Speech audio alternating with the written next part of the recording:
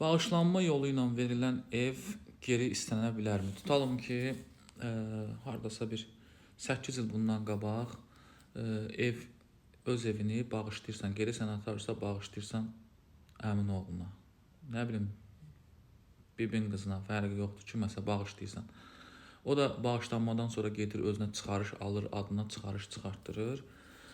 Yəni sən bunu əgər bağışlamısansa, bunu geri istəyə bilərsənmi? Evet, istəyə bilərsən. 10 il müddətində istəyə bilərsən. Səhv eləmirəmsə, maksimum həddi 10 ildir. 10 il müddətində bağışladığın evi geri istəyə bilərsən. Orada da müəyyən deməli səbəblər göstərə bilərsən. Məsələn, tutalım ki, sən evi bağışlayanda hansısa bir şərt qoymusan ona. Məsələn, tutalım ki, mən sənə əmioğlu bu evi bağışlayıram, amma məsələn, mənim digər əmioğlu da orada yaşaya bilər. Məsələn, o da çıxarış alandan sonra onu evdən qeydiyyatdan çıxartmaq istəyir və s. və ilaxır. Nəsə bir, belə deyək də, danışığı pozur, razılaşmanı pozur. O halda bağışladığınız, yəni notarial şəkildə bağışladığınız evi belə geri istəyə bilərsiniz.